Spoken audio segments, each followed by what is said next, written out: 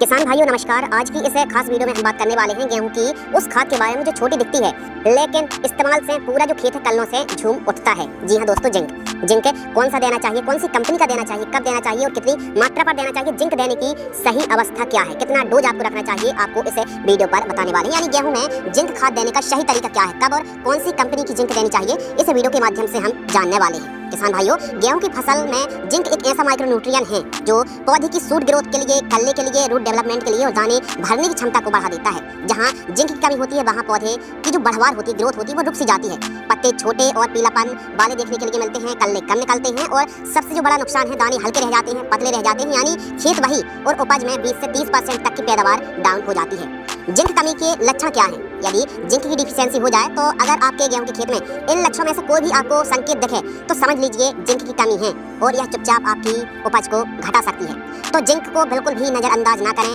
नई पत्तियां हल्की पीली दिखती हैं, बीच बीच में सफेद धब्बे देखने के लिए मिलते हैं, पौधे बौने रह जाते हैं, कल्ले कम आते हैं और पौधे की जो बढ़वार है वो कमजोर हो जाती है।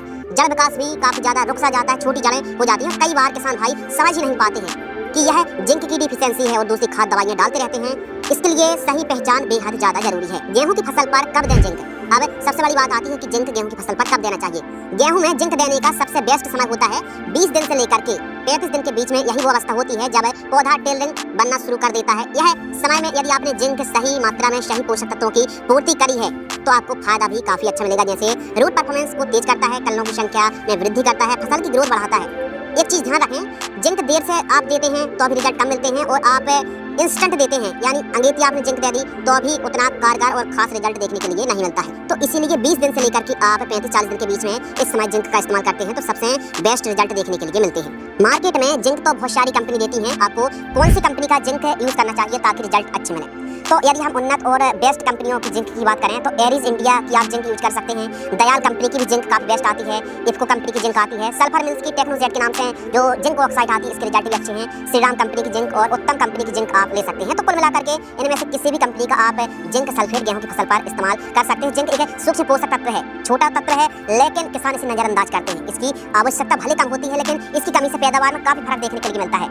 और आपको पता होगा कि जिंक इस्तेमाल करने से फुटा बहुत अच्छी आती है। तो 33% वाली जो जिंक आती है इसमें 15% सल्फर भी होती है और 33% आपको जिंक मिल जाती है 33% वाली में। और मार्केट में 21% वाली भी आती है, 21% जिंक रहती है और 10% सल्फर की मात्रा रहती है। लेकिन आपको 33% वाली जिंक ही इस्तेमाल करना चाहिए और इसका डोज होता है 4 किलोग्राम से लेकर के 5 किलोग्राम प्रति एकड़ 33% वाली का। जबकि 21% वाली मार्केट में मिल रही है तो इसका इस्तेमाल भी आप कर सकते हैं। 7-8 kg प्रति एकड़ आपको डोज रखना चाहिए। जो 21% वाली ZNSO4 के नाम से आती है तो इसका इस्तेमाल भी आप कर सकते हैं, लेकिन 33% वाली ज्यादा कारगर रिजल्ट देती है। लेकिन अवस्था विशेष ध्यान रखिए, 20 दिन से लेकर के 35 से 40 दिन के बीच में, और हम तो कहते हैं 25-30 दिन 40 दिन के भीतर आप जितना जल्दी जिंक प्रयोग करेंगे रिजल्ट भी अच्छा मिलेगा। कुछ किसान 50-55 दिन बाद जिंक यूज करते हैं, रिजल्ट आते तो हैं लेकिन उतने नहीं जितने आने चाहिए। तो सही समय पर जिंक इस्तेमाल करने से, और अब तो मार्केट में लिक्विड वाली जिंक भी आती है, तो स्प्रे नहीं, जिंक आप सॉइल एप्लीकेशन से ही चलाएं। स्प्रे से उतना खास कारगर रिजल्ट नहीं मिलेगा, फसल हरी भरी जरूर हो जाएगी कुछ दिन के लिए, लेकिन भरपूर और कारगर आप रिजल्ट चाहते हैं तो इसके लिए आप एक काम जरूर करें कि सॉइल एप्लीकेशन से ही यूरिया खाद के साथ मिक्स करके ही आप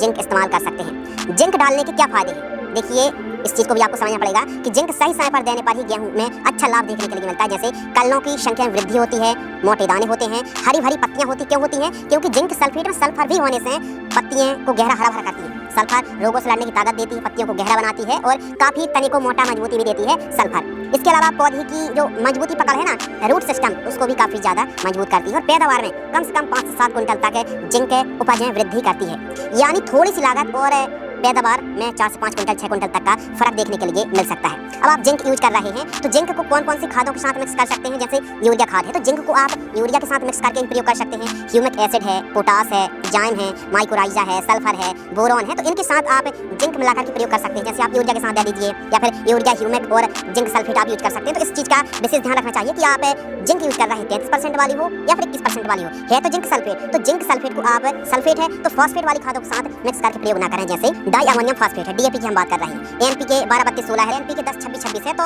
कुल मिलाकर के जिंक सल्फेट सल्फेट वाली खाद है तो सल्फेट वाली खादों को फॉस्फेट के साथ मिक्स ना करें, केमिकल रिएक्शन होता है, रिजल्ट घट जाते ना के बराबर मिलते हैं। तो इस चीज का विशेष ध्यान रखना चाहिए। तो आप DAP और जिंक को मत मिलाइए। तो क्या DAP के साथ जिंक को नहीं मिलाया जा सकता? मिलाया जा सकता है। जिंक सल्फेट को नहीं मिलाया जा सकता। 21% और 33% वाली जिंक सल्फेट को DAP के साथ या फिर NPK के साथ ना मिलाएं, पहली बात। दूसरी बात, जिंक को मिलाया तो जा सकता है, जैसे चिलेटेड जिंक आती है। चिलेटेड जिंक को आप मिक्स कर सकते हैं, जिंक एडिटा को मिक्स कर सकते हैं, जिंक ऑक्साइड को मिला सकते हैं। तो जिंक ऑक्साइड और टेक्नोजेड, जो सल्फर मिल्स की टेक्नोजेड जिंक आती है, जिंक ऑक्साइड, तो उसको भी मिलाया जा सकता है। तो इस बात का ध्यान रखिए। और बाकी बेसल डोज में आप डीएपी यूज कर रहे हैं तो उसके साथ जिंक सल्फेट ना मिलाएं, जिंक ऑक्साइड, चिलेटेड जिंक मिला सकते हैं, लिक्विड जिंक मिला सकते हैं। और बाकी आप खड़ी फसलों पर दे रहे हैं जिंक सल्फेट को, तो जिंक सल्फेट के साथ आप डीएपी को बिल्कुल ही मत मिलाना। यदि ऐसा करते हैं तो पैदावार भी घटेगी, रिजल्ट नहीं मिलेंगे और मिट्टी में जाकर फिक्स हो जाएंगे, ऐसे फिक्स कि पौधा उनको ग्रहण नहीं कर पाएगा, कठोर बन जाएंगे। तो इस चीज का विशेष ध्यान रखना चाहिए। गेहूं की फसल पर अच्छी कंपनी का जिंक यूज करें और सही अवस्था होती है 15-20 दिन से लेकर के 35-40 दिन के भीतर, यानी 20 दिन से लेकर के 40 दिन के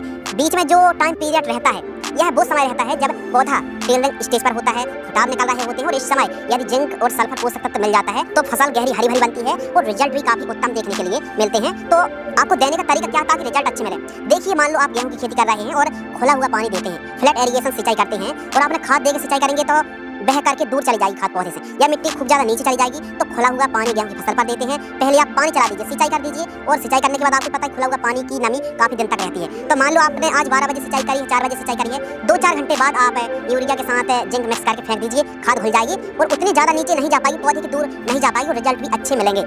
और मान लो आप स्प्रिंकलर से सिंचाई करते हैं तो आप पहले खाद दीजिए और फिर सिंचाई कर दीजिए, तो उस कंडीशन पर उत्तम रिजल्ट देखने के लिए मिलेंगे। तो इस प्रकार खाद देने का बिल्कुल तरीका आप समझ लीजिए। तो किसान भाइयों, अगर गेहूं में सही समय पर सही पोषक तत्व मिल जाए तो पूरी फसल की जो रंगत है, रूप रंग बदल जाती है। और यह वीडियो आपको पसंद आई तो वीडियो को लाइक करें और अन्य किसानों तक इस जानकारी को, इस इन्फॉर्मेशन को अपने किसान साथियों तक शेयर जरूर करें।